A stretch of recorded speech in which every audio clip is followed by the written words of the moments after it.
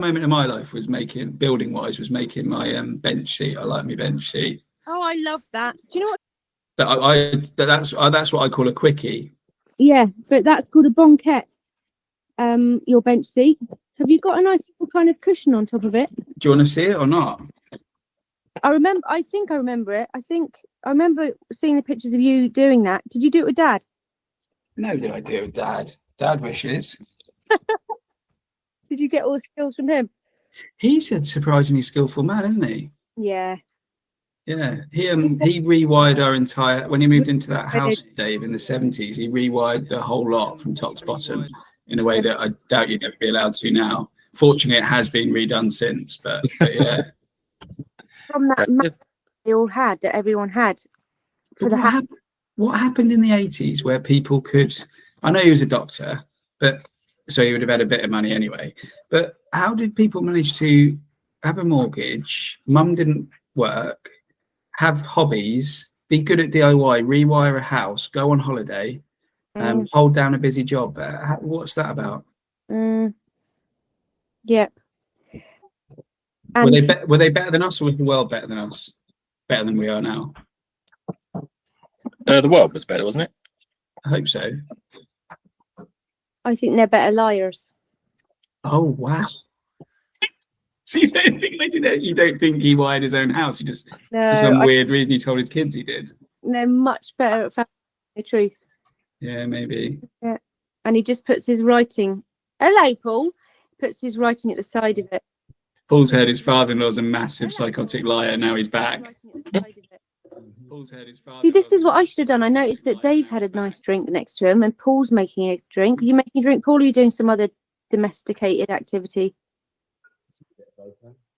Bit of both.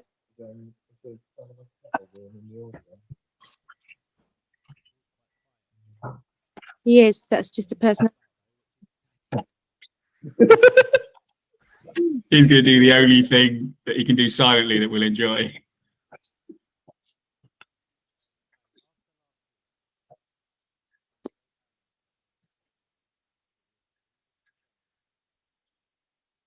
Yeah, it's fine here. But to be fair, I couldn't hear a problem with it last time, sadly. So did anyone else hear? I didn't hear that you were quiet last week until I listened to it. Well, you upped the recording, didn't you? But when I heard the original of the recording, I could hear you were quiet then.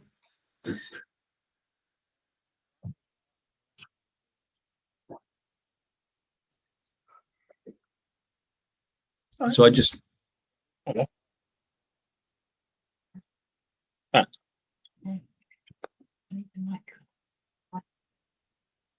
No. Okay, so I just look for one. I'd like to flip to being quite respectful and thoughtful about what I say. All right, plug it. But interesting.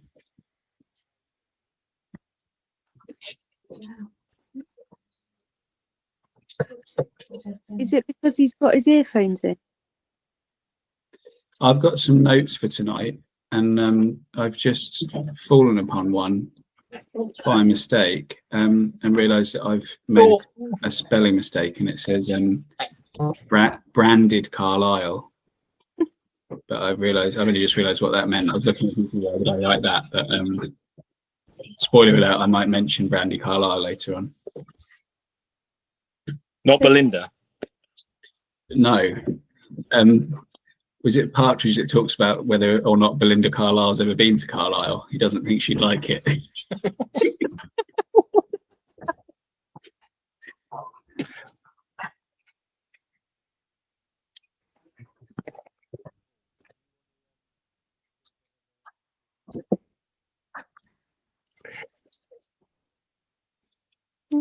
Oh. And you've not been in one of these before. What you know? We use talking as a way of knowing that the audio is working. Okay. Talking. It's an industry thing. Or are there any nuggets of wisdom like that? Like, because I think Nance will come up in a minute. What happens with pesky kids or other distractions like? Either turn it funny or like hit them. There's no. It depends on her mood. Yeah, I don't know. Yeah. He can be a sass queen.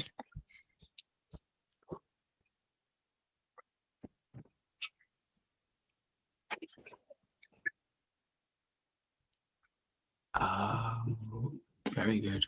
I didn't know that Joni was a anagram of join until you did that, and I liked that. Yeah. That was really good. Sorry, I'm doing all the good stuff before Steve's done his intro. Very clever.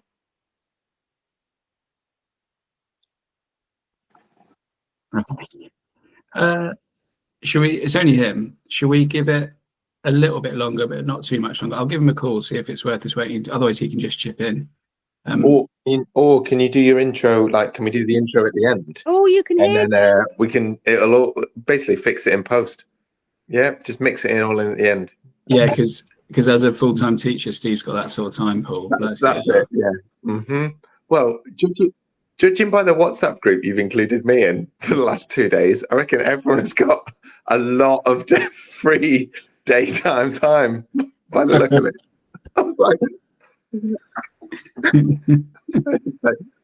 Mainly you, Tim, bro. I love that you've basically started a WhatsApp group with your boss and are just doing absolutely fuck all day. I've just called Bath canal boats. Yeah. I just popped down there. I thought I'd go face to face. Yeah. Exactly. Yeah. Shall I? Is it? Can I be interesting? Can I be interesting outside blue just before Jake arrives? Can I tell you what happened to me yesterday? I got a call. I was driving from Colchester in Essex back to Portsmouth with my boss's mum in the car, and we call her the clinical lead. And I got a call saying, "Would you come to? We need help for my dad. Would you come to Chiddingfold, please?" I don't know if anyone knows where Chiddingfold is. It's near Petworth.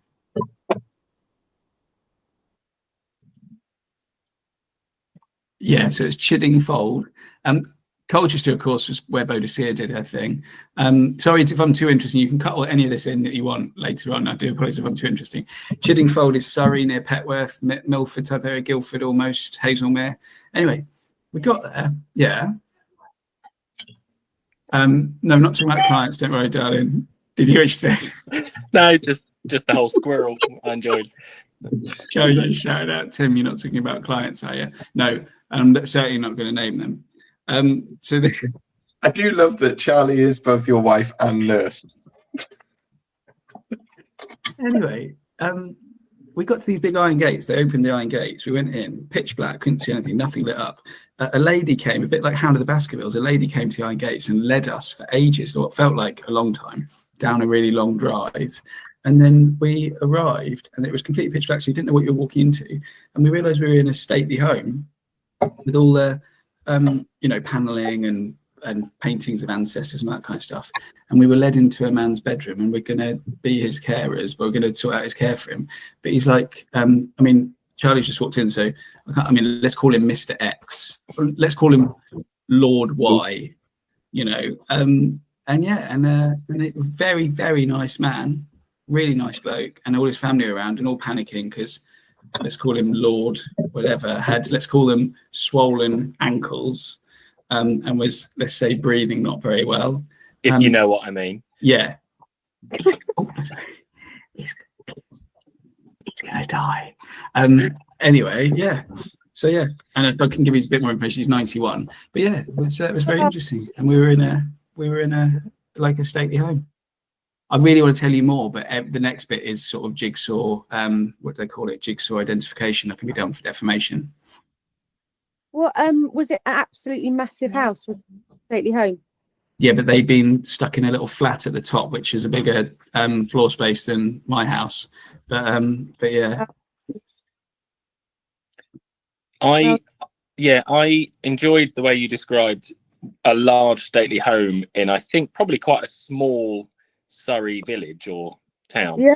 But I don't want to give anything away. It reminded me slightly of Alan Partridge talking about Domingo from I don't know where it was, Holt, who just come out but wanted to remain anonymous. I enjoyed it. Yeah, just outside Chiddingfold.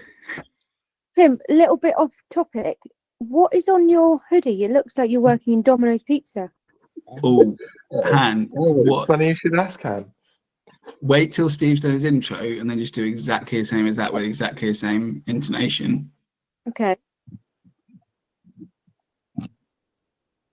No, I really want it to be about me. Should I not I say, reckon. I should not say about a well-known brand. It's a pizza company, a well-known pizza company.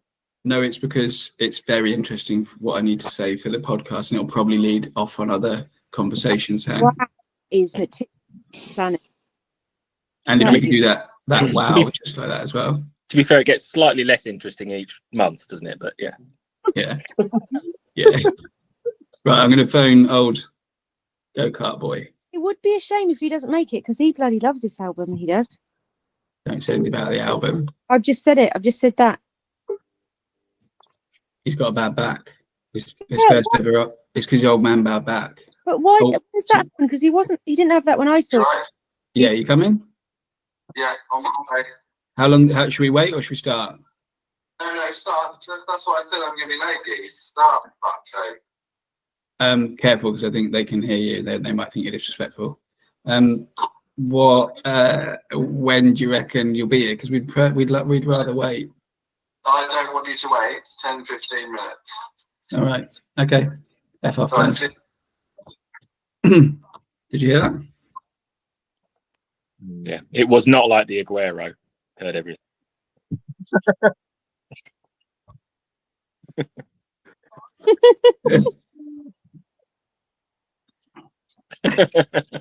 Oh, mate, the way, that beat. Did you hear him on the beat? Oh, it's wonderful, Steve. I really liked it, mate. And it was, yeah. Yeah.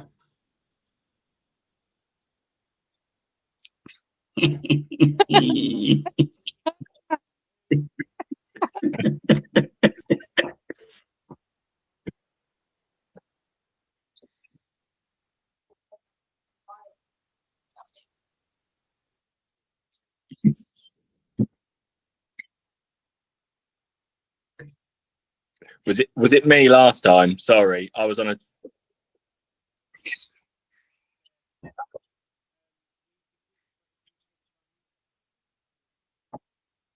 I think sorry to talk over you on this, but I think the point you're making is that Dave's only was in the interesting last time and didn't talk much, and we all talked over him. But yeah, we all talked over you, Dave. You said about 3 things, and they were all fascinating, and we talked over them all. I was on the world's worst internet connection, proper Buckinghamshire broadband, and I got about 1 in 3 words from everyone. So yeah, it was all good. All right, we got everything from you. Stuff I said was freaking fantastic, mate. All right. But I did.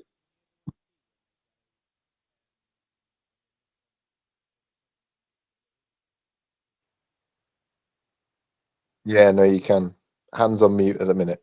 Tim, unfortunately not.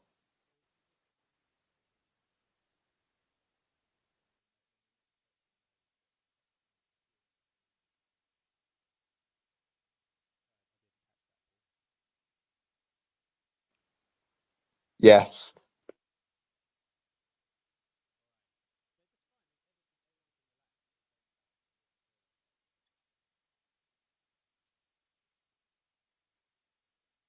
Look at him.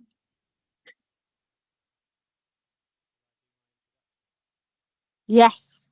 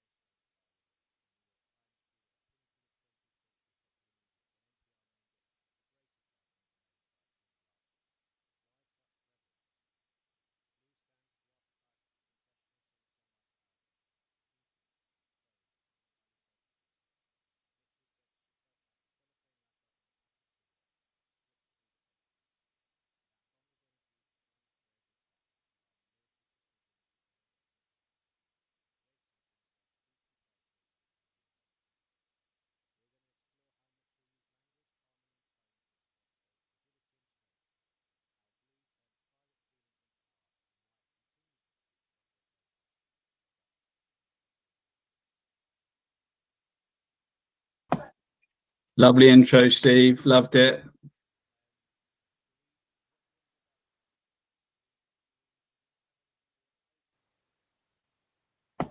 Well, I've been listening to this over and over and over again all week, from beginning to end, back to front, different orders. And I've got to say, my favourite bit is that bit where it goes dabba dee dabba die, dabba dee dabba die.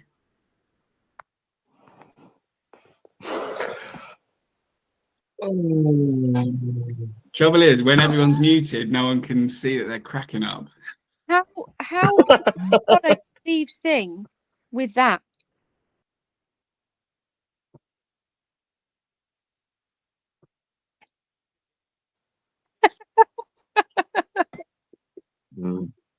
Yeah, it was fine.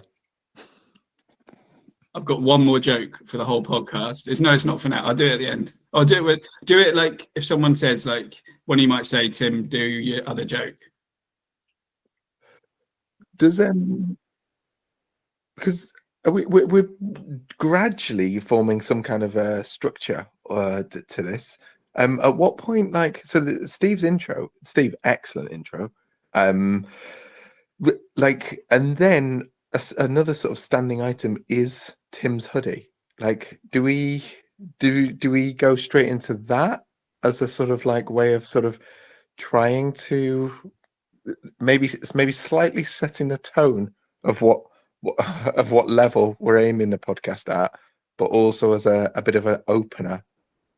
Okay, it might mess up the timeline, but if just before we recorded, Hannah said, "What's that hoodie? Fascinating, Tim. That's fascinating." And I said, "Ask that later on," but Paul's now asked it again. I'll quickly do it. So I've got a hoodie, and you guys think, yeah. By the way, if no one can see, but they're all laughing, and not in a good way, not because I'm cool. They think I stitch these patches on hand, but I actually iron them on, so it's not as cool as that. But every time we do an album, I listen to the albums over and over and over again, read about them, listen to podcasts about them, and something that I want to remember at the end of it, I iron onto here, and then I can remember them all when I go back and remember about all the albums, and it triggers everything about the album for me. So for What's Going On by Marvin Gaye, we've got this Detroit Lions logo because Marvin Gaye tried to join the Detroit Lions during it as part of a crisis he had. And the bit at the beginning where everyone's going, "Hey, great party, Marvin. This is great. We're having a great time." They're all Detroit Lions. This is Beagle, Banana the Beagle, Brian Wilson's pet dog, who at the end of Pet Sounds ruins the whole album, along with some other darker stuff. And that's Beagle, but Banana the Beagle. This, for this week, guys, is the flag of Crete. Oh, no. So I don't know if you want me to say why it's flag of Crete, or if we'll just let that reveal as part of the conversation. It looks, from where I am and through the technology and the link, it looks very like the Domino's pizza sign. It definitely does look like that. Joni loves the Domino's. She does. You can't really use that word, can you, sadly for you? Because that cretinism is actually a thing. Mm-hmm. I think that's a secretion. A secretion. Oh. So yeah. Okay. So I'm doing too much talking. Let's let somebody else talk.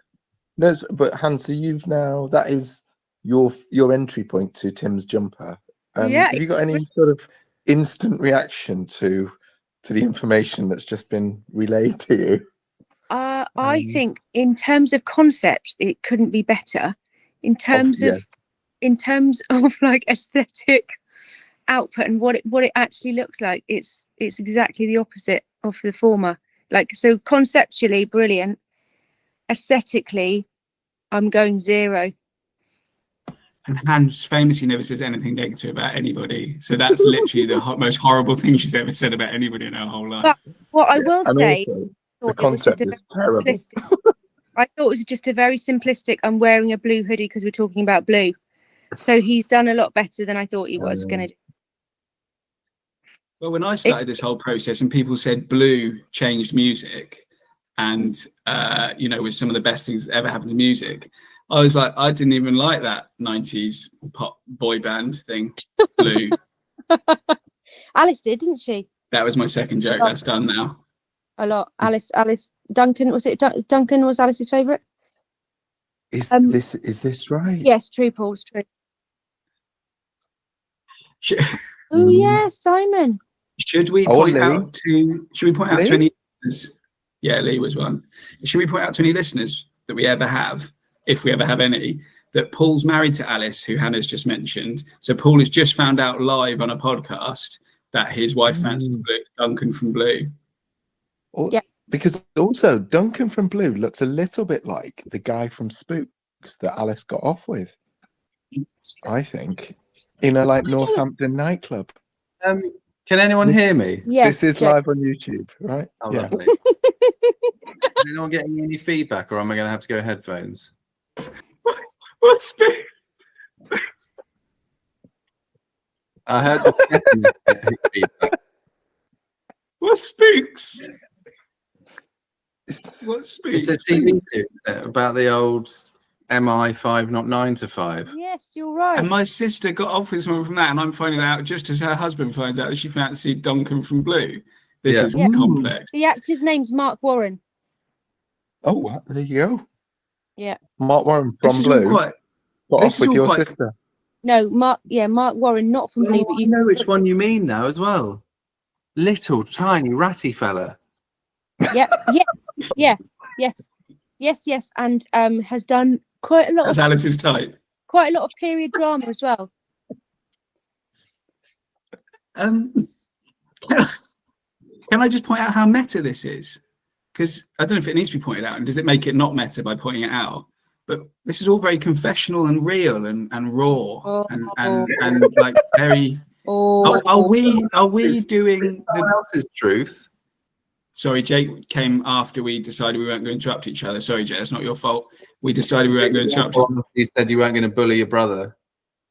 Oh, yeah. So Jake, Steve did a really good intro. We wrecked it. You could have waited for me.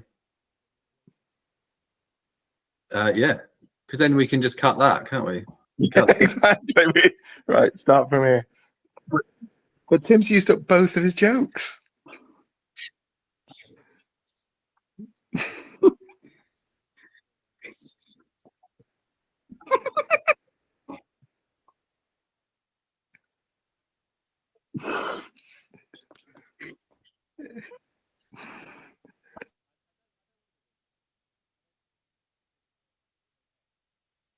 No.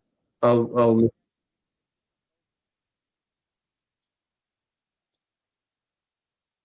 Mm.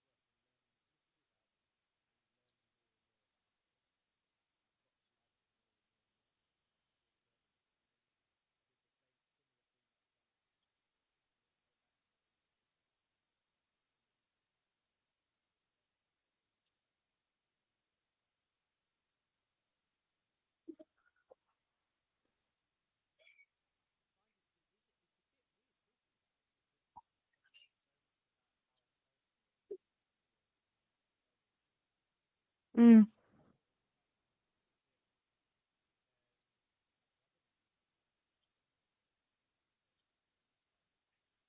Yeah.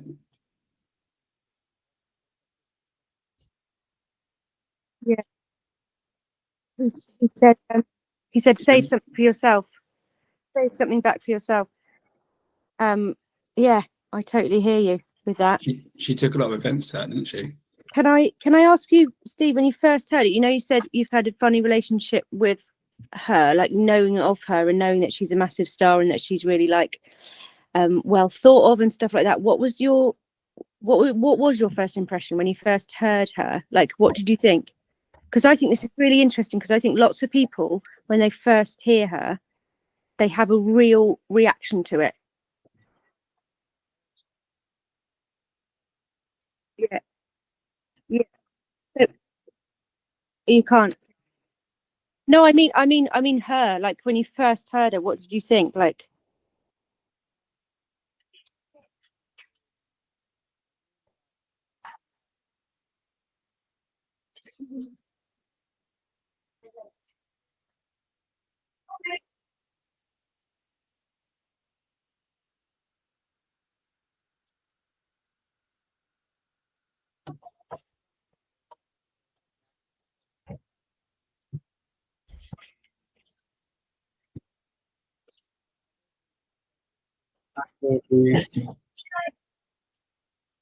yeah. Did you know when you hear a singer's voice, and if it is like a singer like her, where you do have to focus on her voice because it is very lyrical and it is all about the voice, it's not other loads of instrumentation or anything else like that. What when you first heard her voice, is it a turn on or a turn off? Do you kind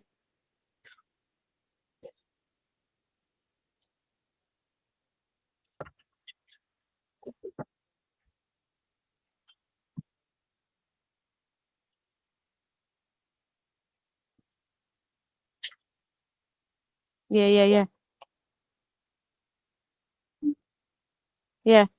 I think since I've been listening to it again since this group, because I've listened to it so many times, this album, it's like you know when you just said it's like a friend, like now it's becoming a bit like a friend to you. That is like that for me, but even deeper. It feels really weird to say this, but it's a bit like, I don't know, it feels like I'm not a religious person, so it's not a Bible, but it's something that has literally gone through my life. Like, I remember being a kid and hearing it on holiday in France in the blazing hot heat and rewinding on tape the River song, back in the car, like staying in a really hot car in France and going, what the fuck? That was the first time I heard River. And I remember having to take that kind of cassette back manually, you know, how it made that really weird sound, and then just listen to it over and over again, from then hearing it at uni when I'm either kind of having great times or lonely times. It, like, literally, this album, if anyone was going to say what is your absolute cornerstone or your touchstone of feeling, of emotion, it's this. It's so this. But I do remember when I first heard her voice, I was really, I think I had a physical sensation of, like, I didn't love her voice straight away, and now I absolutely love her voice. But her voice for me was like her writing, and it was just fucking so real, and maybe sometimes a bit too honest, like a bit too pure sometimes, a bit too like, but then when you know her stuff, you go, oh my god, of course it is. It's just authentic. It's really authentic to what she's saying and how she just kind of puts it out there. Do you know what I mean? Kate thinks she's whiny. If that sorts out all of this chat. Yeah, but yeah, so that when you hear her voice, first of all, without any kind of knowing freaking storytelling, knowing all of the trauma, you, like, I do think Finds her really annoying. Yeah. I mean, I really don't anymore, but I do think I had that a bit of, like, there was something so different about, now we're so used to her voice, but there was something so different about her voice at that time that was different though to like Eva Cassidy and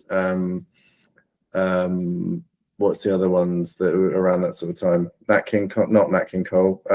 Who's the, can't think of, Tapestry. Carole King. Carole King. And all that. It's not that different to those sort of strong female vocals of. No, it is. She's yeah. She's shrill, and she's got like a real, like, untrained tone. Like, I think Eva Cassidy's much more palatable. Like, she's more kind of mellifluous. It's really like, oh, it's really like loads of soothing notes and tones. She's not that soothing, but that's why I think I really like it as well. Very human. It's very honest. Thank you.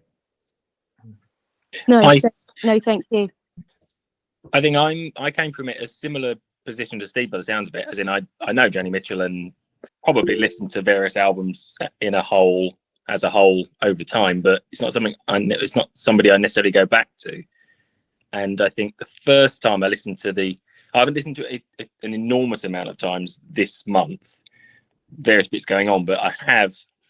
The first time I listened to it, I just thought, oh, this is a really good example of an album of that type, of a singer-songwriter, kind of this side of the kind of Summer of Love kind of thing, and it's and so I kind of wrote it off as that, really. And then I came back to it a week later and listened to it again, and I think you're right, you listen to it again and again, and its simplicity starts to unfold a little bit. And I think at the moment I'm in a phase where I'm struck by the poetry of it, and I think it's an incredibly light touch poetry, which is so evocative of symbols and just turns a phrase. 3 or 4 words can make you imagine something and make you see a picture, and that's amazing. That's really amazing. And I think the second part that I was thinking this afternoon, listening to it again, I thought, I wonder if this is the first album. We've only listened to 3, admittedly, but the others you can write off as either successful protest albums and or kind of uber high concepts. This isn't a concept album, and this isn't necessarily a protest album. Well, it's not a protest album at all. It's just a really good album. And it's probably the first really good album I think we've listened to that isn't weighed down by lots of other labels, because I don't know if it was groundbreaking. It was just really good and continues to be. Totally. I think that's done out. Should we just go? That'll do. She is a piece. What was it groundbreaking, like, for a woman at the time? I think it's groundbreaking. I don't know. I do. I think it's groundbreaking for anybody. I really do. I think I totally agree with loads of what Dave just said. I thought it was beautiful how you said that. Everything, though. Her picture painting, and thanks for that lovely quote, Tim, but her picture painting with her lyrics are just fucking insane. How she titrates that down into like a 3-word thing, and suddenly you're like in that story, you're in that fucking world. We try not to swear on this podcast. Sorry. The other, but when you were saying, is it groundbreaking? I really think it is, but that's hard because I wasn't born in the 1970s when it first came out. So, but now, and how people and how musicians still reference that, and how they've still been totally shaped by her lyricism, by her melody, like, because you focus on one of those things with Joni, like lyricism, like you're just saying, and that is an absolutely masterpiece. But then you go on her melodies, that is also the same standard of brilliance, and like rhythmically, like she's absolutely like, yeah, where Tim's gone wrong with his hoodie, it's great conceptually but not aesthetically. She's got all 3 triple threats 100%, whereas Tim's got aesthetic 0%. Do you know what I mean? Like, I think groundbreaking is a word to use for that. I wasn't expecting that. I was actually going to pick you up on something, and then I stopped the idea of picking you up on something, and now I'm going to do it again because you brought my hoodie into it. So you said if you'd been born in the 1970s, you could have appreciated it more. I want you to confirm you said that. No, I didn't say it like that. I said I can't factually, categorically say it's groundbreaking because I wasn't came out. Yeah, you said the 70s. So you would have been 18 months old if you were born on the 1st of January 1970. So in a way, that's quite nice for our listeners. If we've got any, you get to see when it came out. But also, if you're going to drag people's hoodies into it, get your facts right. Factually, 100%.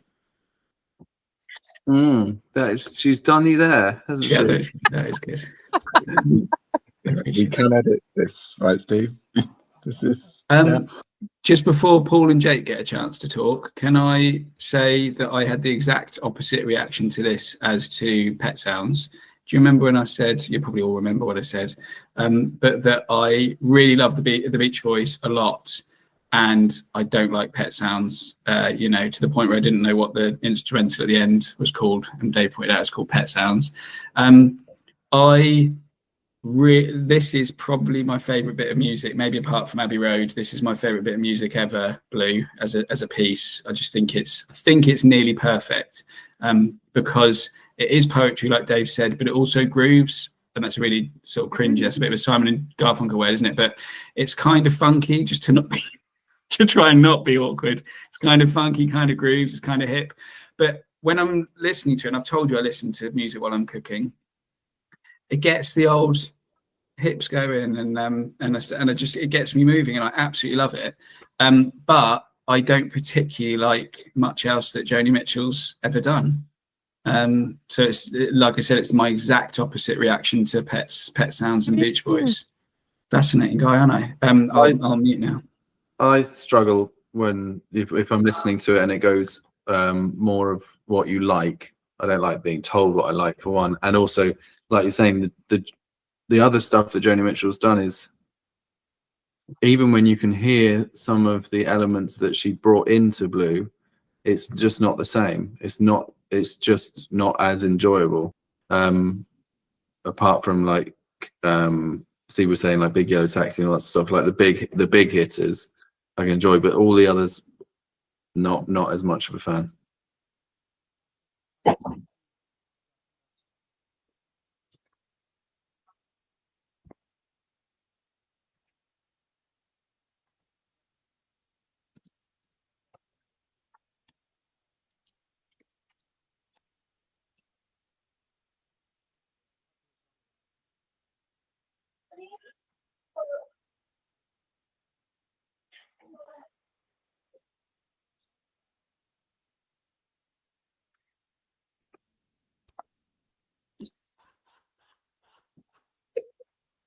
Sorry, I just the reductiveness of Melting Blue down to the one about the chap she met. Come on.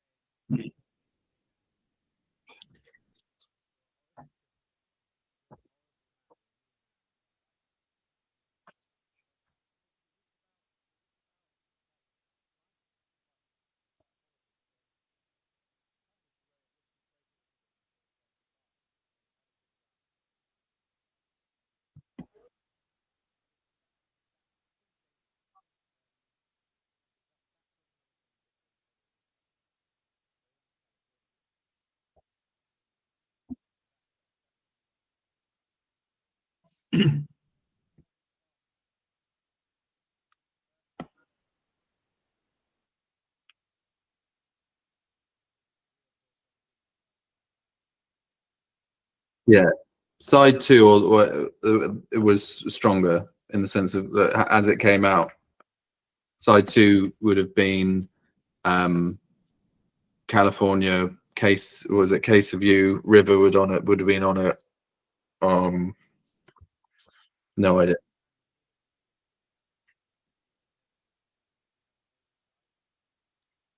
I really love the progression of it. I think that's how it is, like a masterpiece, because how it's set up is, sorry, Jake, I was going to swear again. I was going to use the F-bomb again. How it was set up is so clever in terms of storytelling. So she sets it out like, all I really, really want is this. That's how that first song, and I love that song. And she sets out her stall, and she's kind of saying, this is where it's going wrong for me, or this is what I really want from love. And then you go on this huge like journey, and so much of like songs she wrote years before. Sorry, Tim, what was the date again? You just told me the fact check. 100%. 1970. June. Sorry, Anne, we're trying not to interrupt each other. June 1971. Thank you, fact check. So that date, she wrote River way before that, and I think she wrote Little Green way before that because of the horrible trauma with her adopted baby that she had to give up. So chronologically, these are kind of spread out all over the shop, but her storytelling is really beautiful. So she starts with this, like, this is what I want love to be, goes on all these different things in her past, and some like right kind of close to present day, like a really recent breakup with Nash, a recent breakup with Taylor, a recent breakup with Raditz, Terry Raditz. So that's interesting. So just to intersect here, so does she keep the chronology correct, or the story correct? She keeps her storytelling of this thing about love, how it can be. That's interesting, isn't it? Really broken. Not yet. It's not chronologically. No, it's not correct. It's not correct for her, how her life turned out, but it's how she wanted the story to progress. Yeah, and or how she's trying to process her way through love, trauma, breakups. Like I think very interesting to decide where to have put them for her. Yeah, I really think she's trying to, and again, I have nothing to apart from how I read it, but I think she's trying to sense of this story and how it fits in, and that's how it's weird. I've always done it in order. I rarely just go on what I want to hear that tune, which on a lot of other albums I do, but I will listen to the whole thing. So when Tim was saying like he cooks to it, that's often what I do as well. I'll just have it, and I know it. You know how the albums that you love, you know the next track, and it's almost you don't know the separate tracks. It just bleeds into each other because I know the next chord and a song like that. But you cook better than Tim. The thing Hanny said there were about storytelling was the other, because I've got like silly notes here, and my other one as well as poetry is storyteller. Well, it's storyteller because the other thing is her vocal has got these vocal asides, and I think it might have been mentioned in the podcast that I listened to about it, and then as soon as I heard that, I was like, yes, exactly what it is. She has these vocal asides where she's like breaks the is it the fourth wall? She looks at camera and she just says something, and it's reminiscent of kind of sitting around the table, talking about things. And when you have a talk like that, one of these deep talks, it's not chronological. It just flows and it backs up and it goes again and it says something that relates to something else. So the chronology of it is semi-relevant, but it's that kind of, it's that conversational bit that goes with storytelling. But she has cared about the narrative, hasn't she? She's cared. What's interesting to know to find out is why she thought those things should be in that order. Whether is it always going up? Is it always progressing in what she views is a progression? You know what I mean? She's saying what she wants, and then she's saying these bits didn't go well, and then she ends up well. I do think that, because the last track, last time I saw Richard, if you look at that last track and hear that last track, she's kind of like she's signing it off a little bit to me, how I read it. Like Dave just said about this conversational, trying to, it sounds like beating around the bush, but trying to get somewhere through just the talking, through the kind of the conversational nature of it. And she does this thing where she goes, I want to blow this damn candle out. I don't want nobody to come over to my table. I've got nothing to talk to nobody about, or something like that. And that is like the drunk voice in her. Like she's having a drink and she just goes, oh, fuck this then. Like, I just want, screw the lot of you.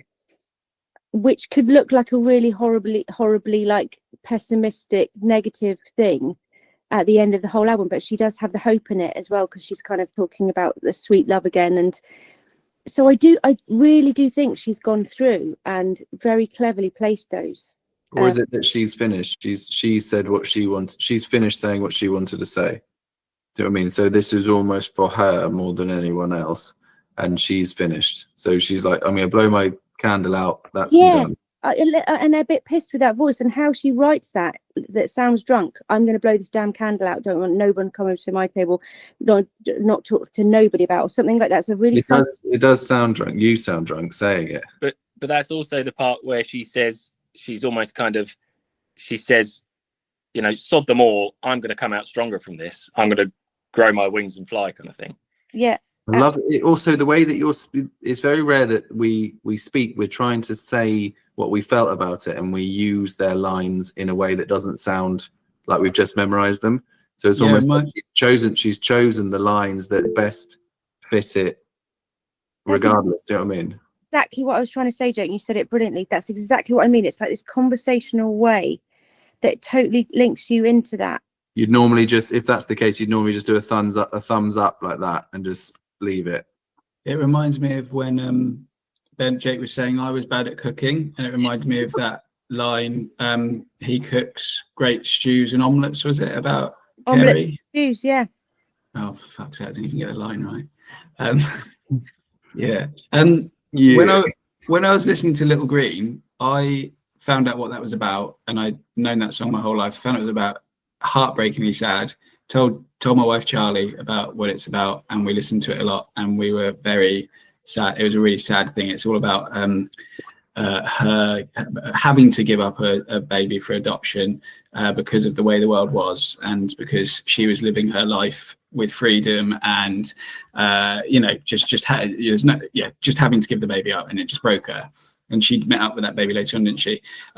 Really moved me genuinely. But at the same time, I was watching Monster, you know, the Ryan Murphy thing about Ed Gein, who's that awful serial killer who chopped people up. And I was doing both at the same time, and I was hearing just a little Gein. And so I've been walking around just singing that, and that's a very different story. Yeah. Also, it's very rare that you get fresh sentences with 8 billion people in the world, but that's one of them, isn't it? Just a little Gein. Just a little Gein in that tone. Yeah, and then just another thing, just to say quickly while everyone's looking at me, if I wanted to get my album high up in the Rolling Stone magazine's top 500, I would insert the line, "Lots of pretty people there reading Rolling Stone, reading Vogue." Yeah. Do we think that was cynical? Yes, for this point. I think Paul is pretending to cook and pretending that he can cook better than anyone while listening to Joni Mitchell. Do you think?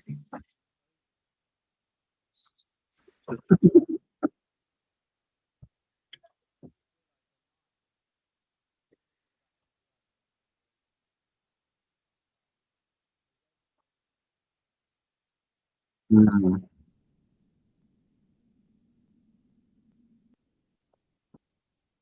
Yeah.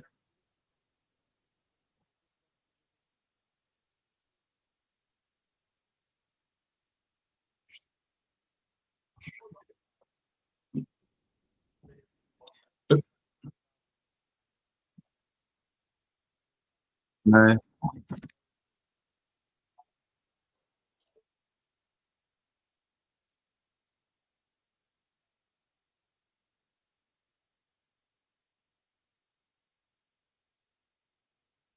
Yeah. Yeah. No, The reason I've gone quiet is I'm going to try and look it up. that's what I was going to do, That's Paul. it. You not be talking up, mate. You talk while I look it up. Mm. Paul, Steve, ask one of your questions to Paul. I want to see him squirm and answer one.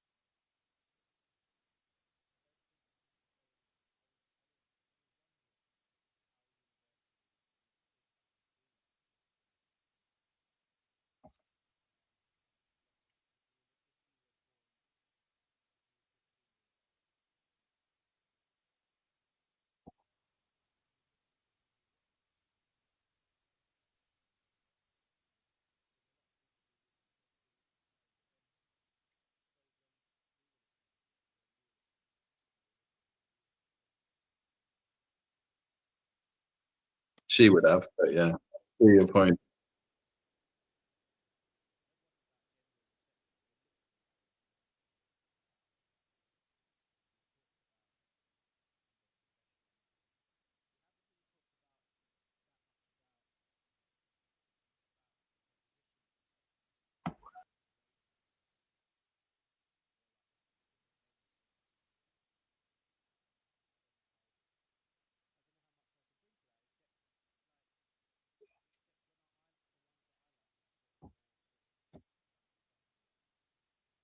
Yeah.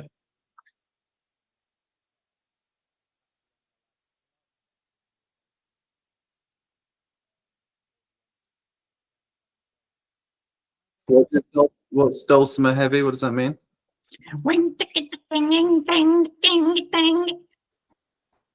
Don't think. I'm guessing Tim didn't hear the question properly.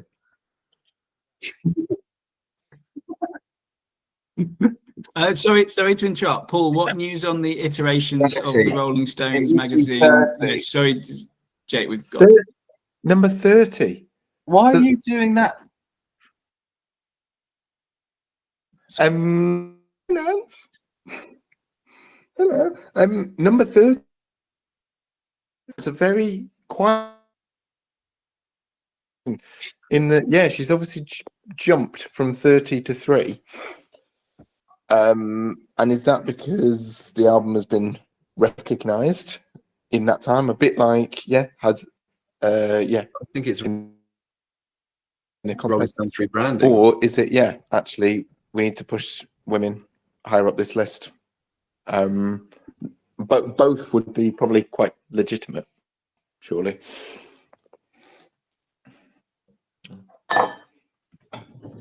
Sorry, so what are you saying? What happened? So she was originally 30, and then when they redid it, they moved her up to 3. And when was originally? Was it 2? Yeah, around then. Yeah, And when did she hit 3? 2020. Yeah.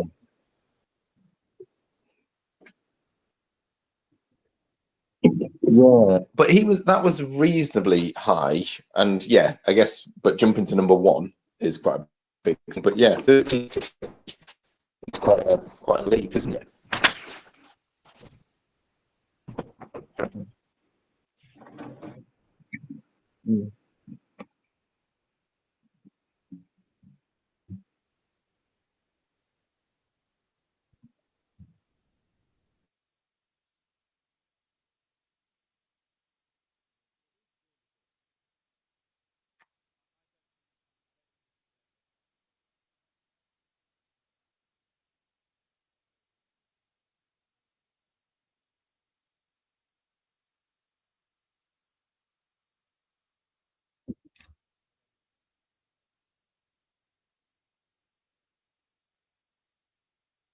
Right, interesting. So you liked it much more than you expected.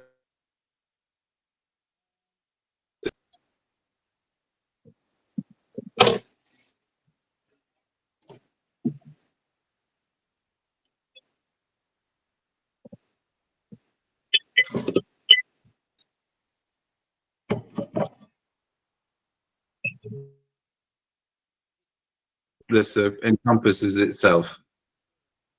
Yeah. I know you'll edit this out, but do you think you have an issue with the fact it's a strong female vocal?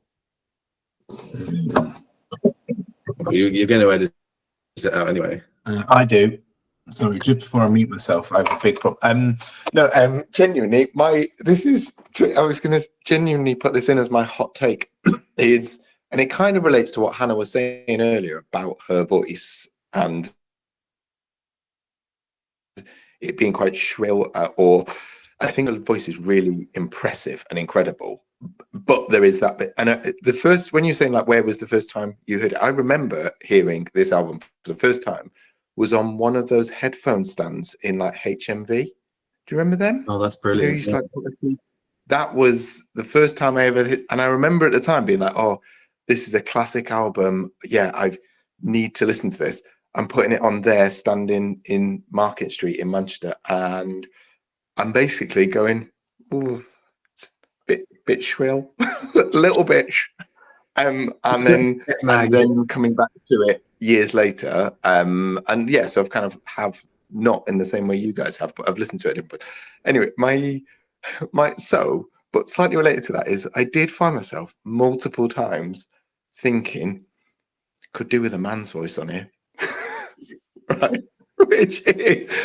But like, genuinely, which is quite obviously the worst the worst take of all takes. But I also think I've got a real thing. I really like male female duet vocals in general, and I think partly for me, just on a is like in no way is this actually it's really yes, Kylie and Jason.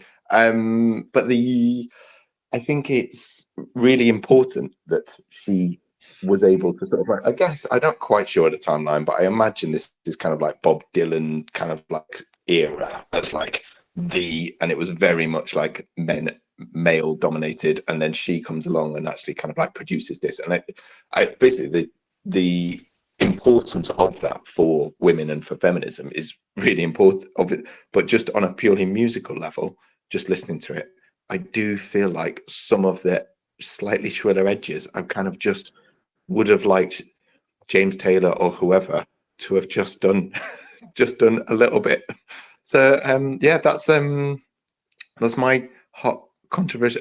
I've been quite quiet, partly because this is the kind of opinions I offer, and also partly a bit like I think my take on the album is a little bit like Steve's, of like actually I like it, and I think it's like, yeah, massively important. I think she is massively like, I don't think I love it, and I don't think I have the. So actually, I'm for most of this, I'm really liking sitting and listening to your experience of it, because I think it's really nice to hear. But yeah, so I'm just going to go back into the background and keep my sort of like ill-informed. Yeah. You're going to have to trust Steve a lot with the edit of that, because he could make that awful. I think I did most of the work for him. But, you know what I think about Blue? Needs Bob Dylan. You know what? Yeah, it just needs just a bit more male influence in this. Is that too much to ask for? I did check with some of my mates online, and they all said the same. More men. They kept saying all of my online mates said the same. Yeah.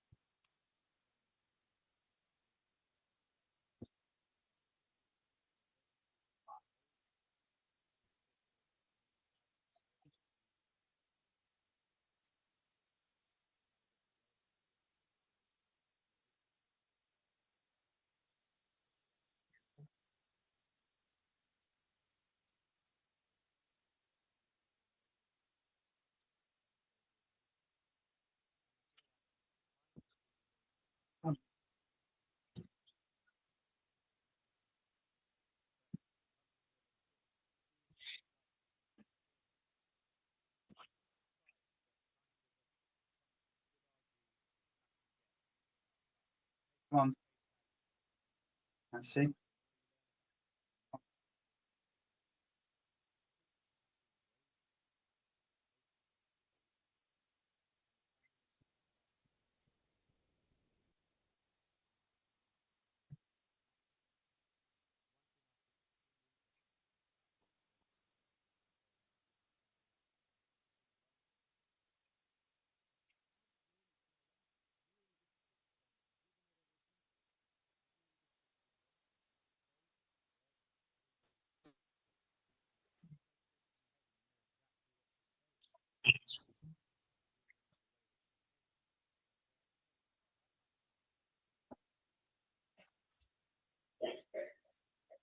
Can we hear it? Can we hear it? Yeah. Okay.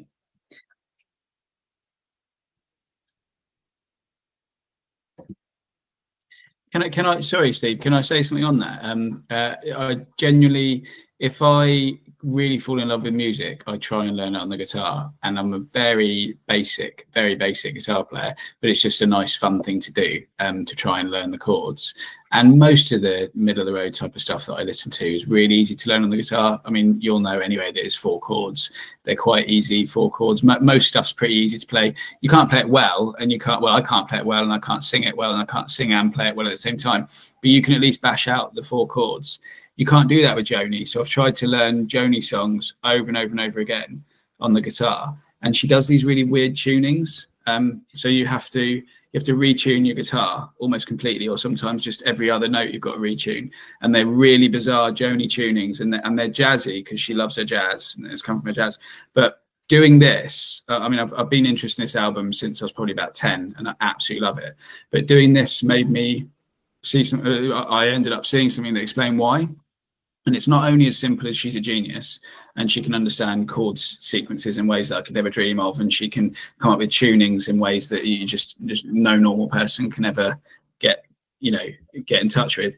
It's also because of the polio she had when she was, I think she was 9, and she got polio, and so she it really badly injured her left hand, which is the hand you shape your chords with, and so she had this sort of polio crippled left hand. And so she had to do these weird tunings, and she had to strum in weird ways. So while I'm not claiming that she was jammy to get polio, and that Brian Wilson was lucky that his dad hit his ear so hard that he couldn't hear through it, it was really interesting to hear that I had a good excuse for not being able to play her songs at all. But they do, Han, you're a really good musician, and a lot of your songwriting is influenced massively by Joni. It's very obvious. But have you ever, I mean, piano, obviously you play Joni beautifully, but have you ever tried playing on the guitar?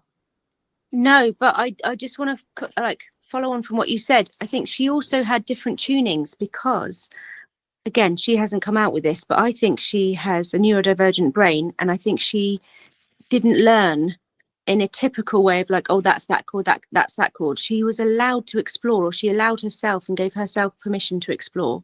And this also links into your other thing about when you're just talking about the role of female kind of artist as well, because I think this is all connected. So it's such an amazing album because she allowed herself to write like that when men were not doing that. Other women were not really doing that. Other women were singing brilliant songs, but she was writing for other women like Judy Collins and stuff like that.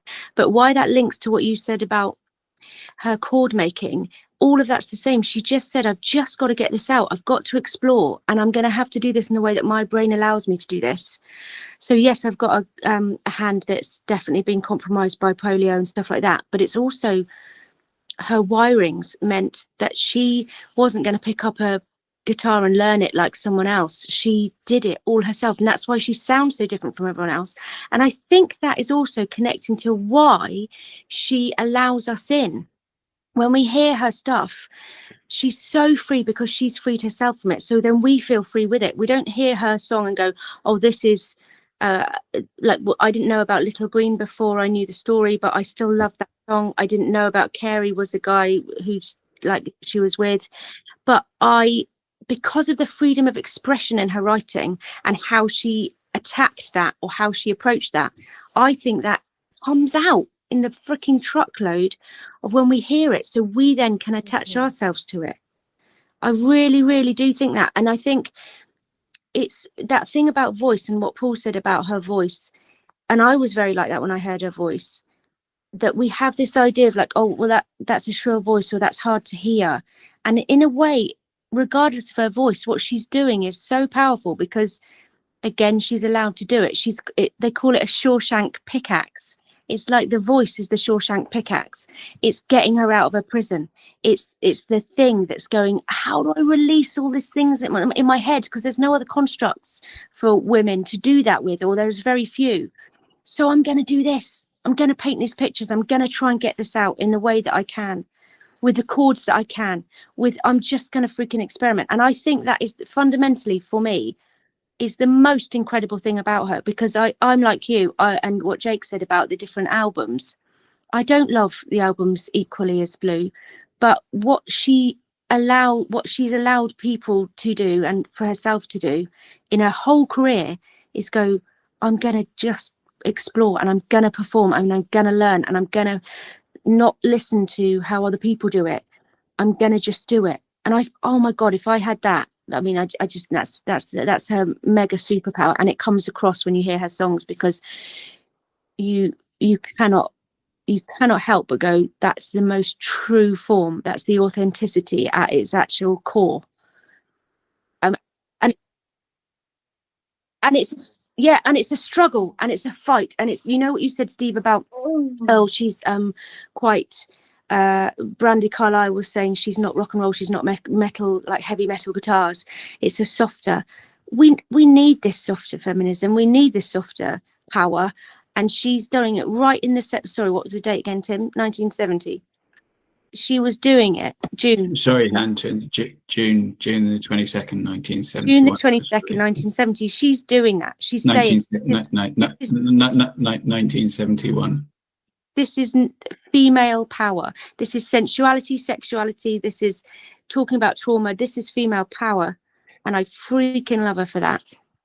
I also.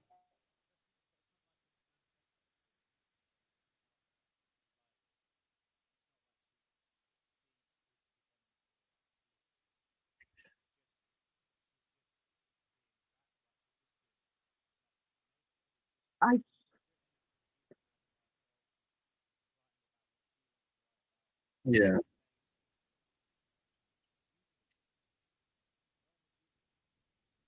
Awesome. Yeah.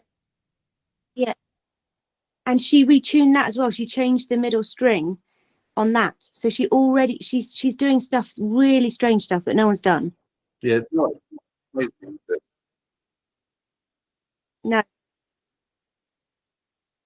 Yeah.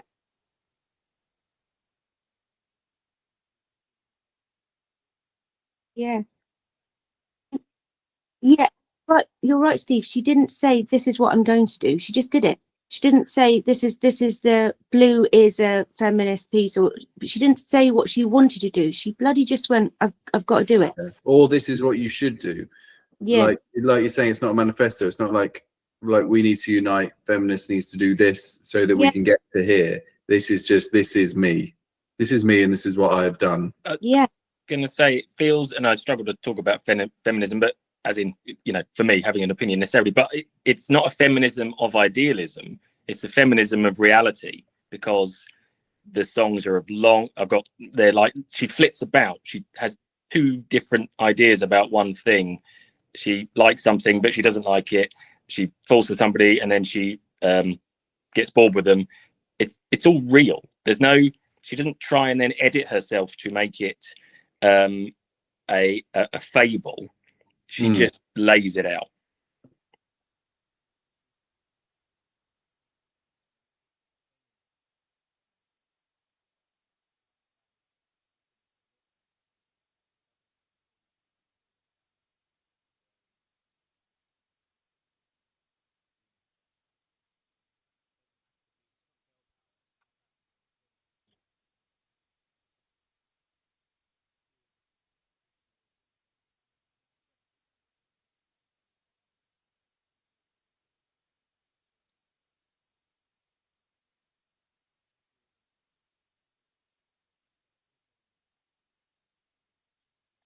Mm.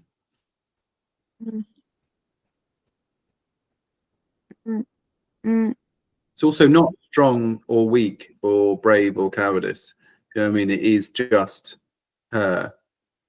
She has just said what she's doing. So you can infer different things from it with your own opinions of it. But she's literally, like you're saying, Dave, that she hasn't edited it. She's just gone, this is what happened.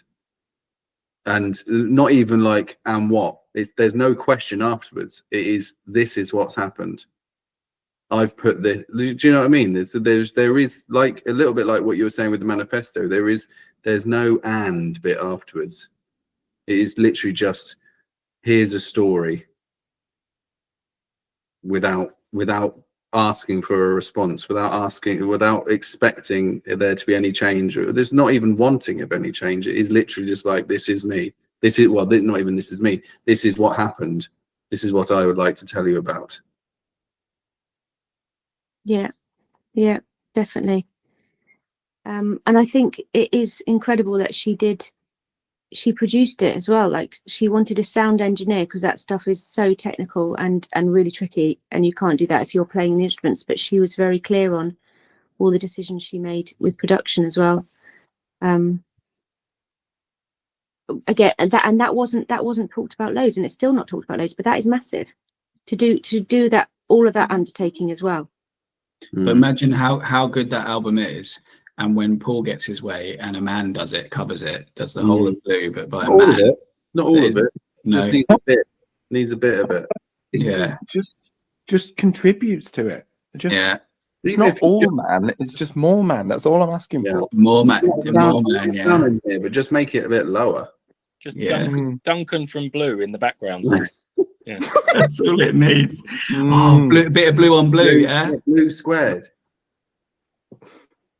Can I ask you guys a question? Do you think when you hear that the Sunset Pig was a police officer, did you hear that? I didn't know that. Yeah. Sunset. So everyone was saying, on the podcast, they were like, Sunset Pig.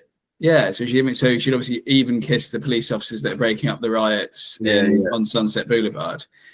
Is that a more powerful anti-police message, or is "Fuck the Police" by NWA? What do you think is? Which one strikes a chord with you more? Once again, it's about her. She's saying she would even kiss a Sunset Pig. It's not saying that Sunset Pigs are wankers. She's just saying she would even kiss a Sunset Pig. Imagine if you'd done the lyrics with her. Sunset Pigs are wankers. Sunset Pigs are oh no, not him. Come on, it's wanker.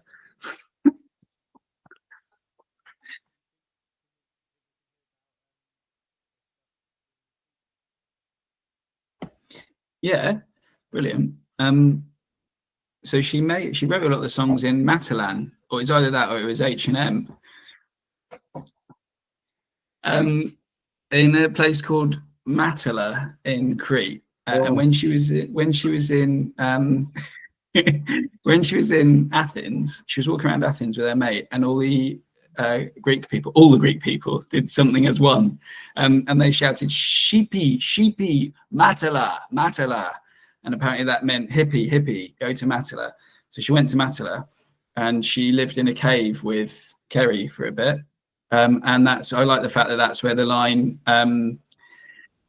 "I miss my clean white linen and my fancy French cologne, and the wind is in from Africa." And what was she? Does it say I'm lying on some shitty bed? Is there a bit about lying on a shitty bed? Yeah, you pig fuck. Fuck the police. I can't wait for this Paul's male version of Blue on Blue. She says, "I miss my fancy linen and my French cologne," or something like that. Yeah, and that's what I said. Can you edit Tim's bit out and just have hands? So that's the reason that I've got the Crete flag on my Blue Albums hoodie, is because Crete is a very important part of this. Although I think I came into this thinking that she wrote it all in Crete on a holiday. That's not true. She just wrote a few songs. But one thing I wanted to say earlier, but I couldn't get a bloody word in edgeways, was two things. Now I've got the floor. Was that, has anyone ever dumped anyone in a better way? When people get dumped by text.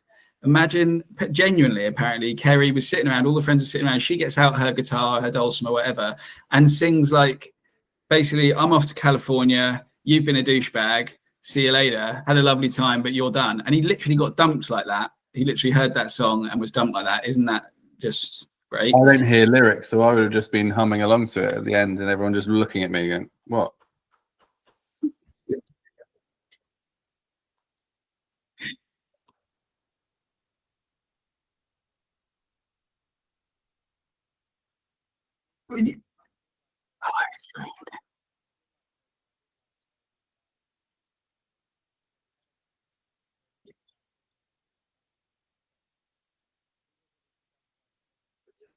Who? Joni did? Oh yeah, she did. She did. Who was that? That was Graham Nash. That was Graham Nash. Yeah. So okay, so that brings me to some other thing. There's another thread going through these podcasts. There's one is Steve does his fantastic intro. There's one where you look at my 0.0 out of 10 hoodie. And another one is I say something really passionate that I feel, and Steve cuts it down and makes me like an idiot. But that's all good. So the other thing was, if you had to fill an album with stories about your exes, imagine if your exes were Graham Nash for Crosby, Stills, Nash and Young. Isn't Leonard Cohen in there as well? Yeah. I think Leonard Cohen was one of her exes, and obviously the other one, which one I missed, James Taylor, and it's all stuff about her exes, and they're those and that's three pretty cool. If you all imagine your songs about your exes, probably wouldn't be as cool as that, I imagine. But the other thing is that my mum put me onto this. I think Hannah, I think you put her onto it. Is the house, our house, not the Madness one. The the one that starts, you get the flowers, put them in the vase, I'll start a fire, our house in the middle of our street. That one, that is Graham Nash singing about a lovely afternoon out with his girlfriend Joni, having bought some flowers, put them in a vase, and he just goes over into a corner and starts singing that. And then she sings back at him, my old man, he's a singer in the hall, all that kind of stuff. And you just think, in that brilliant little music conversation, reminds me a little bit of that whole Fleetwood Mac Rumours thing when they were all having a fight over and they turn it into a hit album. Yeah, I love that when you hear about those kind of things of time. That Our House one is so like her writing as well. So they were really, really in sync, weren't they? The way he sets the scene is very much like how she writes. He sets the scene up, and then the drama happens, and she does that all the time. They'll be like, yeah, she's like, brother's got a date to keep, he can't hang around. Our house. Jesus. It's unfair to say this because I've got no chance of remembering if this is true or not. To keep on putting it into that song. Yeah. No, it's really, really not that one. No, I logically can say that, but that's not how my memory works. Like Graham Nash's mum was so house proud. Fucking hell. Yeah. No, but you know that thing you said about Carey, Tim, about how California was like the breaking up with him song. I've only found this out tonight. I think it's something you sent, but she didn't split up with him then. She kept him on. She kept stringing him along. She kept flying him out to different places when she was in England and the Palladium, when she was doing loads of different things. She was like, can you come out and see me again? So he didn't really have a clean breakup. She would like, right, come, I want to see you again. Can we edit out the bit where I said that's how she broke up with him? Yeah. But I thought that was really interesting because you don't really hear that side of her, of quite kind of Machiavellian, quite manipulative, of like, oh, I'll get my manager to ring you up, you're going to be flown out so that you can be my little kind of plaything, and then you can go out again. Yeah. Is that in California where she's strung out on another man? Is that him? Do we think? That's him. Yeah. Ooh. Yeah. He's the rogue, the red rogue, isn't he? Yeah. Because he had ginger hair. Yeah.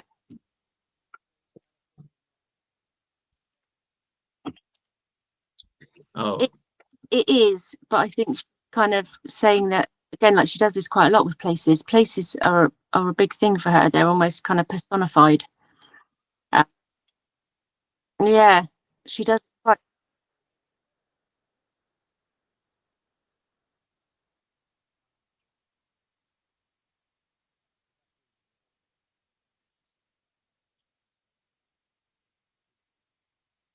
Yeah.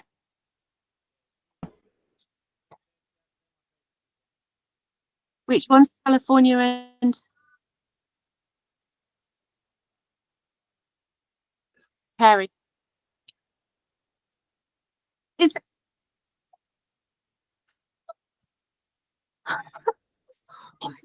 the best thing about what he's doing is a lot of those are the actual. He knows what he's doing, but a lot of those are the actual lines, aren't they? He's not even twisted the line, and he does that face he does that's like where butter wouldn't melt.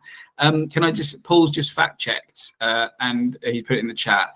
Paul can confirm that Alice's wife, my sister, fancied Duncan from Blue, but did not get off with him in a Northampton nightclub. I think it's important we state that. She vehemently, like Prince Andrew, vehemently denies sweating in a Pizza Hut or whatever in Woking. Alice vehemently fancied Duncan from Blue, but vehemently denies getting off with him in a Northampton nightclub.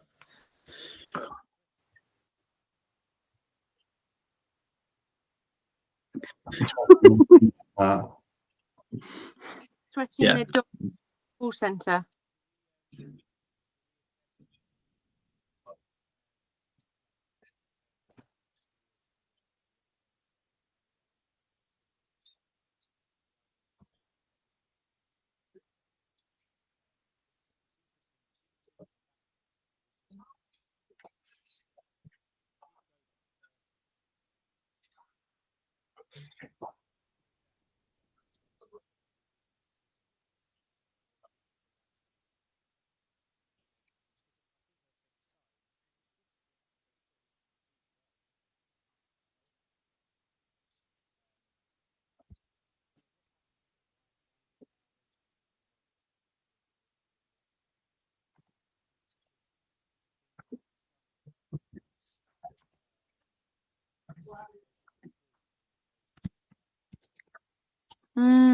Naked stat wise, for interest, I know Tim will like this.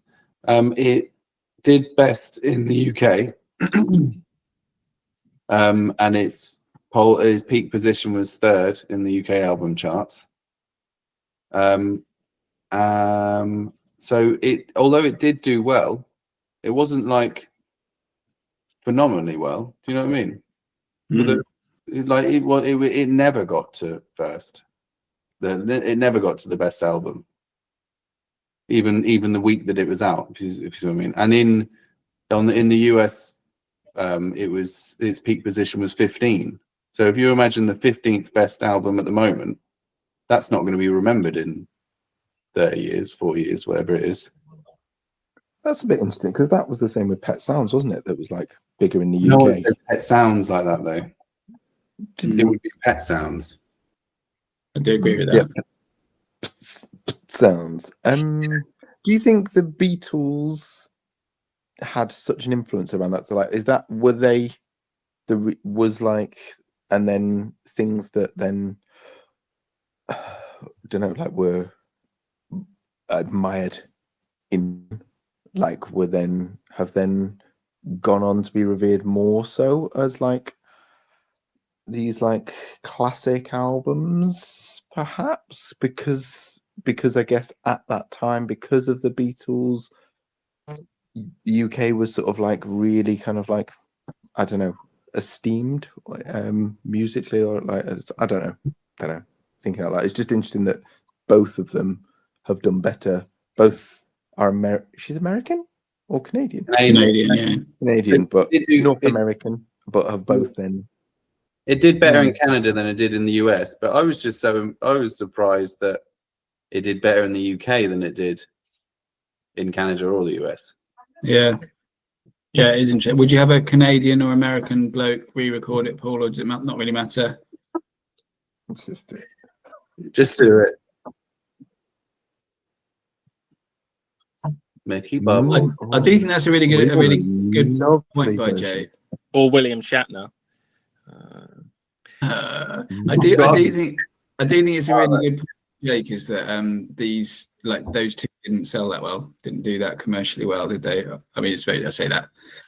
Yeah. But what changes? As in, like, I know this is the question, so it's a bit useless to just say it with more of an inflection in my voice. But what does change over those years to make it now that now this far along it's seen? Well, I don't know. Maybe my assumption is that it's seen as better than I think Steve might have album or whatever. Yeah. You know what I mean? Sorry, talking over, but I think Steve did hit the nail on the head. Certainly with this one, and maybe with Pet Sounds as well. That effectively it is like it's an honesty about love and relationships and one person's personal experience, and that is timeless. Whereas actually some other albums that may have been arranged at the time may reflected the times, like reflected the times more at the time and have perhaps more cultural relevance at that particular time. But as time goes by, and distance, like further distance from, a bit like Kanye in the early 2000s, right? Like, yeah, you sort of actually we can let certain things lie. I don't think, but it's maybe because this is just a universal truth that actually these ones that are exactly that, of like reflect a lot of universal experience, something that everyone can relate to at any point through time. Perhaps these are the ones that will bubble up to the top. Yeah, I think probably the stripped down nature and the lightness of touch means that, as you say, that the references are all they're timeless, and so it survives when others feel dated. Is it also because where Chris Christopherson said, "Save something for yourself, Joni," we save less for ourselves now, so we're all much more comfortable with like bearing all. So that's maybe why it doesn't feel that confessional, is we're a bit like, well, yeah, obviously everyone feels that. That's the way that we've all felt at some point in our life.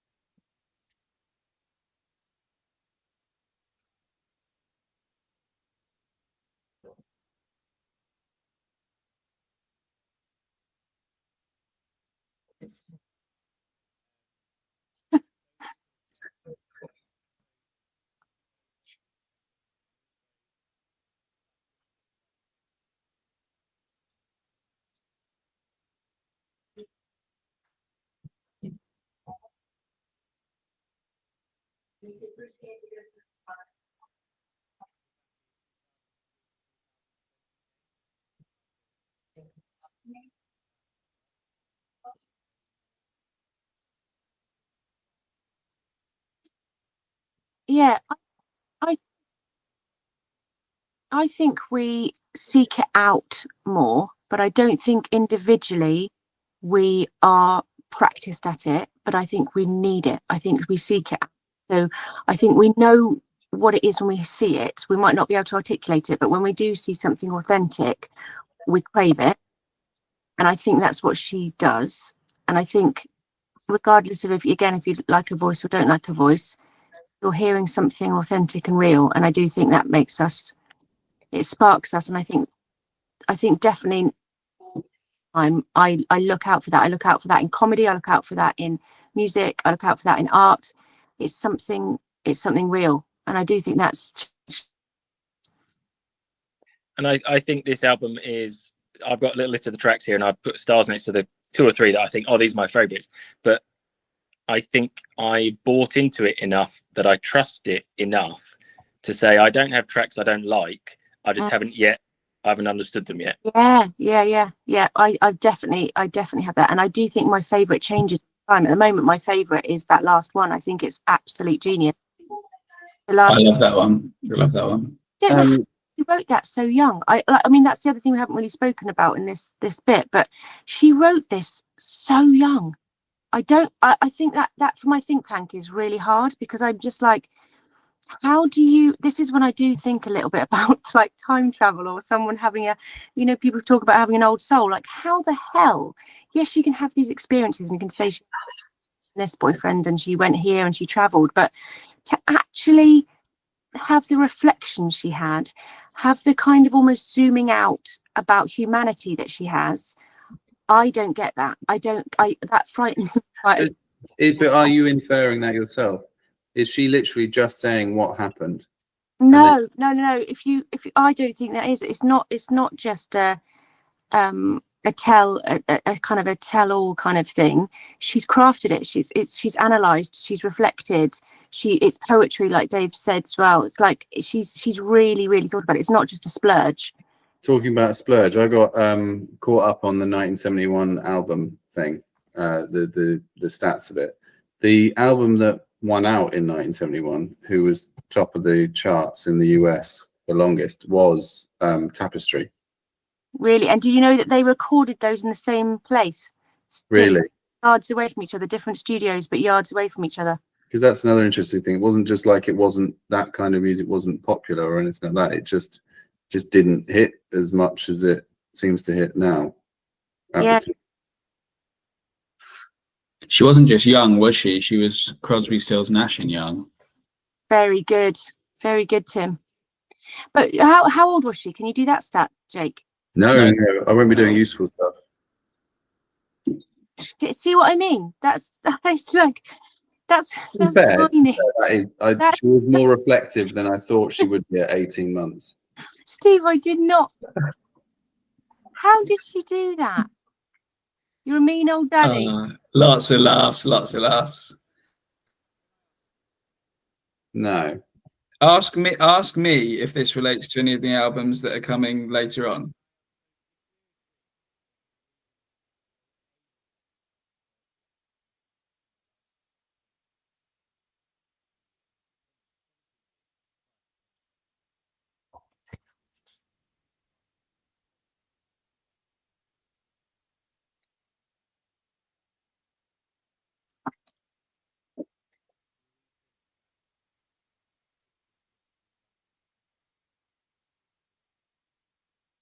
Ooh.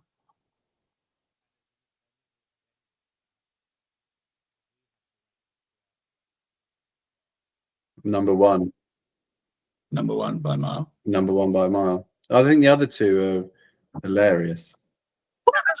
I think Pet Sounds and What's Going On sound like they were recorded from inside Marvin Gaye and Wilson's arseholes. And I think Blue rocks. And I know that's it. I can't think of a word that doesn't make everyone want to die with cringe, but it rocks, it grooves, it's funky. You didn't have to do that, did you? Is this this reflective in this confessional that she did with this album? What got her through those classically hard years of being 27 going into 28? How old was she? No one's going to say how old she was. Jake just did it. It's 27. Oh. That classic. Oh. That classic age. Oh wow. Yeah. I think you're right, Jake. That's why I think it is such a great album. She shifted shed loads. She shifted. She's got it out. She's got it out of her head. She's got it out of a Swede. You know, 18 months sorry old. to interrupt, Han, but it feels for some reason Paul doesn't feel like he can speak. I think it's because he said loads of sexist shit. Are you saying it's the same? You'd have the same list. You'd have Marvin Gaye, Pet Sounds, Joni Mitchell. I mean, Blue. No, I'm not saying that. I'm quietly typing that in the chat. Okay. Sorry, Han. I shouldn't have interrupted you. Yeah, exactly. You're saying that. Sorry. Can you? Is there any? Yeah. I don't feel like I don't feel like I want to mount a strong defense of my opinion of my. But yeah, I hadn't thought about this. But possibly, I mean, yeah, I still quite like. What's going on? I liked possibly more than everyone. Dave, I wondered would you have Pet Sounds at the top of the tree so far? Sorry to put. I'm just trying to deflect a bit of heat. All the roars are ganging up on me. Yeah, I would. I think I would struggle to, because then I feel my list would be kind of big hitter concept, kind of, I don't know, Cornerstone albums, but they're not necessarily the nicest to kind of live with. And so this is a much better album to live with, quite literally, whereas Pet Sounds is an album to hang stuff off. Yeah. Can I ask everybody? Paul, when you said I love Marvin Gaye.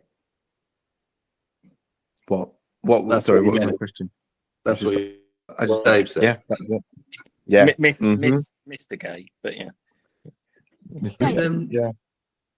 What were the other starred songs you had? You were just about to say, looking down at your list, and you said, Well, Green and River, they feel like two sides of the same kind of vibe to me. yes.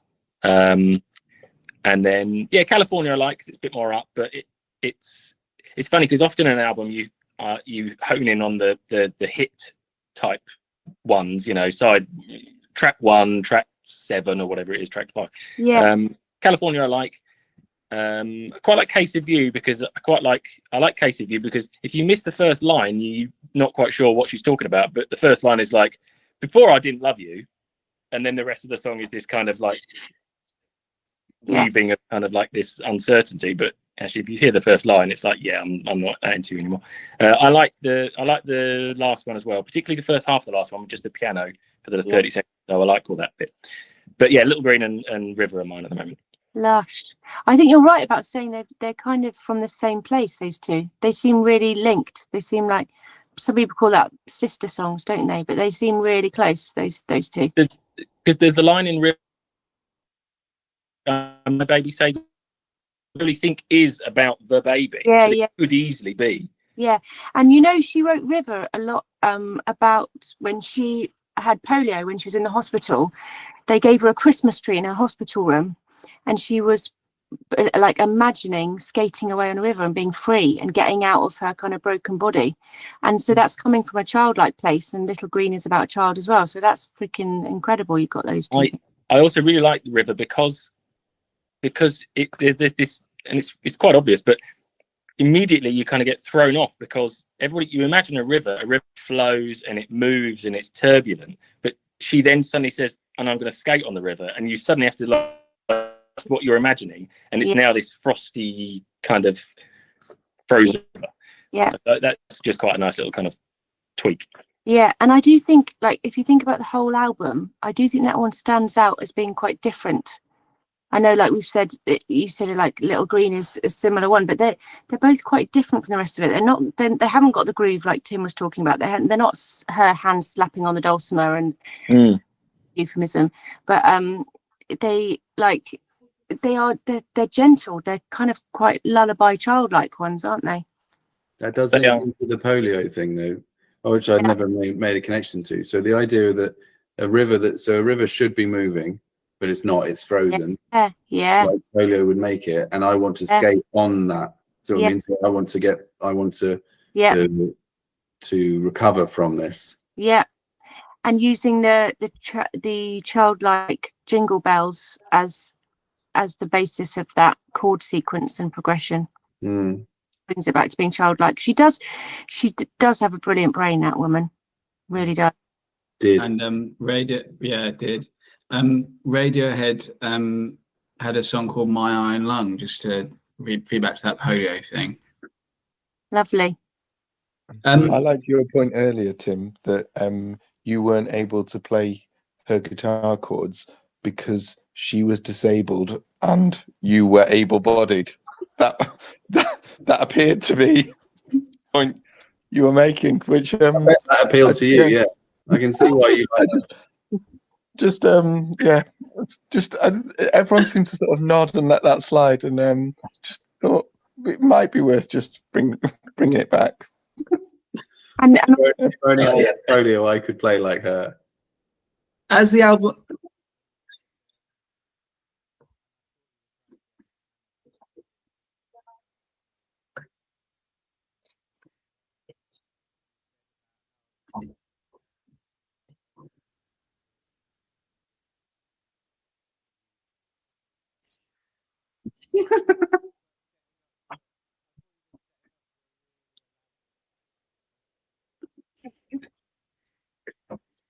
Yeah. No, Han's very good songwriter, and it's all very Joni. Isn't it, Han? That's fair, isn't it, Han? I don't mean to, but I think that's how it it's because of and similar ages. We're both 18 months. No, it's I think it's osmosis, isn't it? It's what you listen to and what you're influenced by.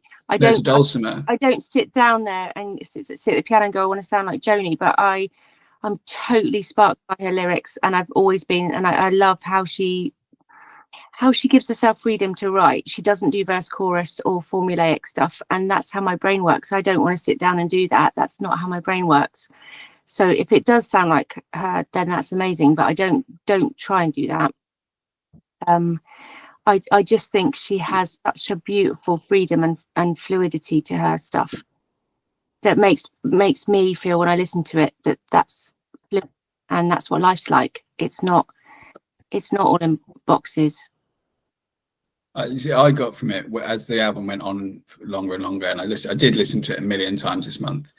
I did start to think she's probably a better musician than me as I got into it. Yeah.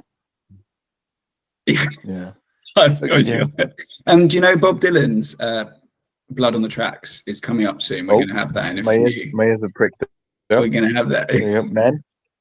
We're going to have that in a few albums' time.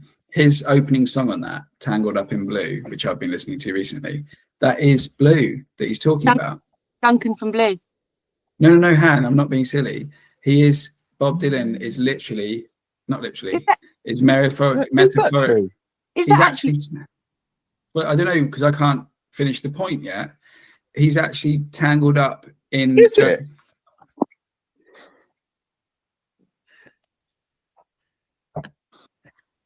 Apparently, it's true. Tangled up with polio. I give up on this. This is just ridiculous.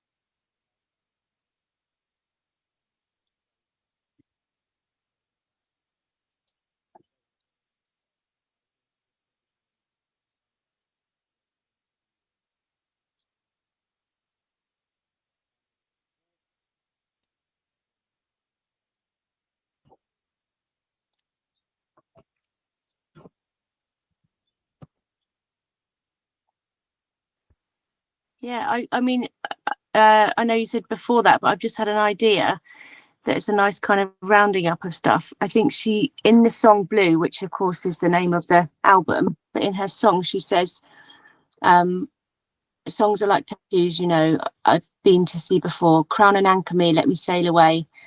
And there's that bit, you know, when it goes ink on a pin underneath the skin, an empty space to fill in.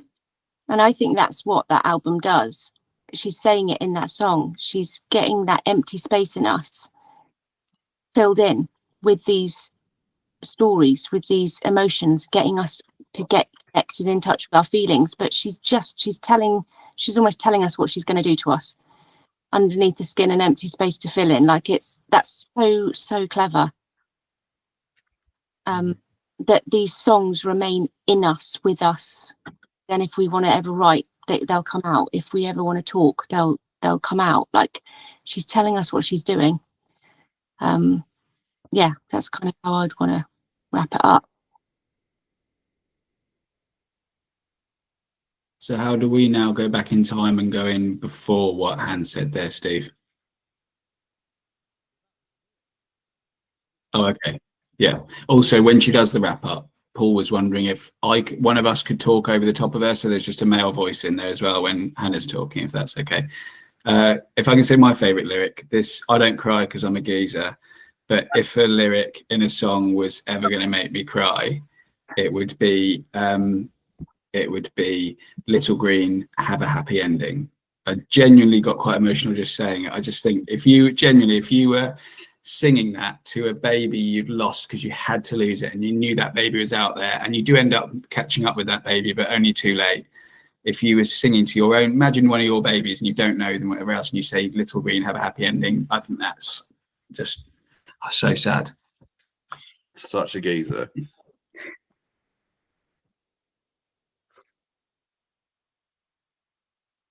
I haven't got a favourite lyric. I don't listen to lyrics.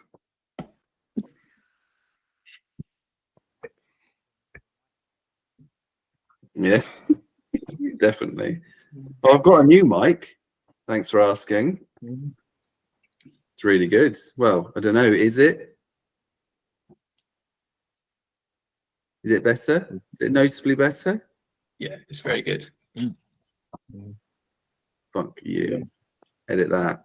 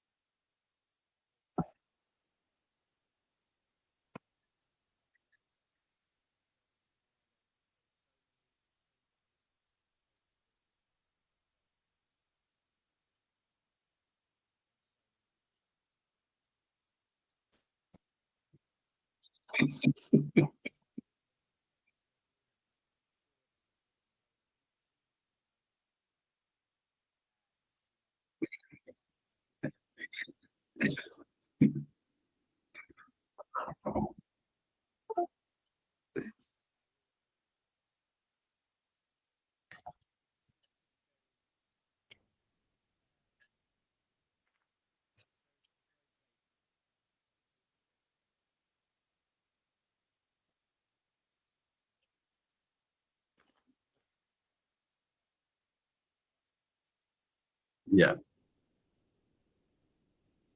I from that lyric I took that there's a lot in the whole album, and people talk about the fragility of her and of the album, but I heard that lyric as, because at the beginning it's like love's gone, as in I could drink as much of you, but there's not a lot of substance, and I'm on my feet, as in I'm still standing after it. So I like that lyric because I don't know which way it is, but that's one. The other lyric I quite like, and it's not only because it's kind of like a bit of a burn at the end. It's like one of my favorite insults now, which is essentially, you're the kind of person who would watch the telly and have all your house lights up high at the end. What's that? In Last Time I Saw Richard, where she's describing him, and he's at home and he just sits and watches the telly, drinks, and leaves all the house lights on. It's such an interesting burn, isn't it? It is.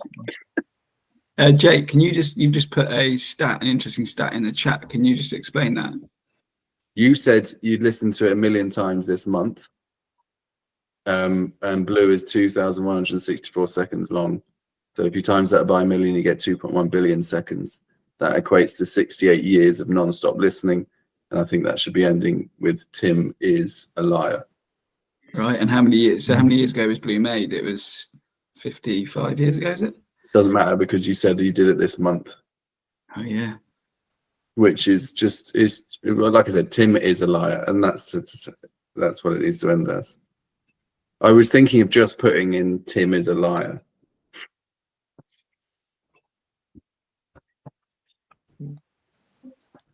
Paul, have you got a lyric? Do I do? I can do. I hadn't thought of one prior to coming to this, but again, just being put on the spot, I think the one bit that's stood out, because I guess I knew quite a lot of the songs on Blue, but not all, and I didn't really know Little Green, and I didn't know the story behind Little Green, and until it was when she said "a child with a child" that I kind of, my ears like pricked up, and I was like, what's going on here? And obviously then discovered the story behind it. But I just think that's a very simple, like very, very effectively, she's used 4 or 5 words, and you can immediately put yourself, well, not quite, but put yourself in that position. But I certainly feel like I can completely empathize with that kind of like the scenario she found herself in at that time, in just very, very short amount of words. So I don't know if it was my... Were you desperately trying to find the the track where she got married beforehand? Yeah, that's it. I Yeah. don't get it. Mm-hmm. Fucking weird. Isn't it? All the, Child with a child Exactly. child with a child pretending. mm, That song's heartbreaking. It's amazing. To think it's about Ed Gein. So, Steve, do we hand over to Hannah to wrap up with and then are you going to say it in a lower tone underneath it? A lower. A lower male tone underneath it. maybe Less we could thrill. all if we I all think just we'll did ask some for less doo-wops or thrill. something in the background. By me. Mhm. Sorry. Didn't hear. What did anyone say? I said less shrill. It just needs to be less shrill. I think you can take the nag out of it in the mixer. And what did you say, Paul? I said, I think we could just, if we, the five of us, just did some doo-wops in the background, just as Hans, like, yeah, giving us the sort of poignant outro. Just, okay, that I think that could work nicely. But The obvious nerd you know, came through as well. And now's the time to pretend your connection's gone. Go on, Anne, wrap it up for us. I think we have. I'm just trying to think. I could talk about it forever and ever, but I'm not very good at wrapping up. But I do want to leave you with something that I think is pretty amazing about her as well. She uses different creative things to kind of keep the flow going. So if she can't write, she then goes to paint, because that's her left side of the brain. Her right side of the brain, and then it's more zen-like and free. And then when she can write, she uses the left side of the brain and has the language thing working. But she switches between creative outlets because she goes almost like using her brain as a freaking Mustang, like really knowing what it needs. But yeah, she calls them mental modes. So she's operating on a crazy creative level, and that's what lots of people said about her. Like, they spent time because she just time. Men fell in love with her very easily because she just kind of like lived and breathed and had to create, had to just be expressive. Need a lot more of that in our world. Expressing, not milk from your boobs, but like emotions. I think that as well. Some people need to express. I don't have to anymore, which is good. I'd like that to be the end.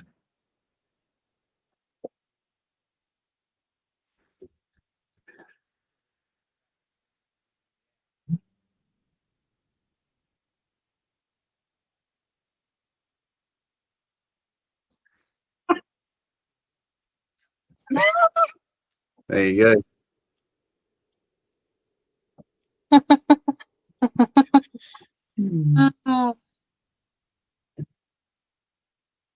That's lush. Thanks, guys. That's beautiful. What is If you, next month? if you need me, I'll be at the bar. Oh, it needed to finish with that, didn't it? Oh, yeah. Songs in the Key of Life. Oh, Is it? wow. Mm-hmm. That is Big. big. What's the issue with that? No, it's amazing. No, Steve don't like it. No. wow. I listen to it a lot. Sorry for the spoiler. I think it's best we do know it beforehand. Mm.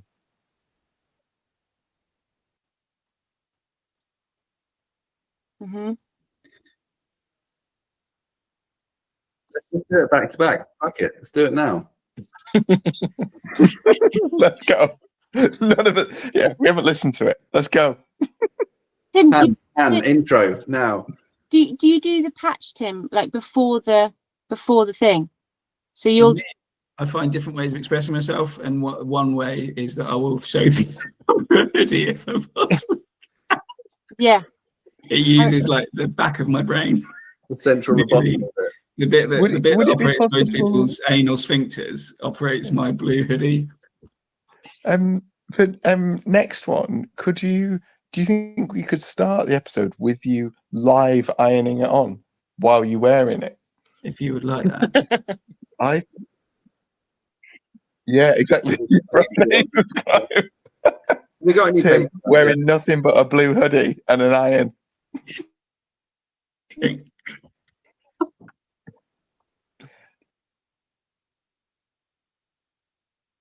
kept calling him Beagle, didn't I?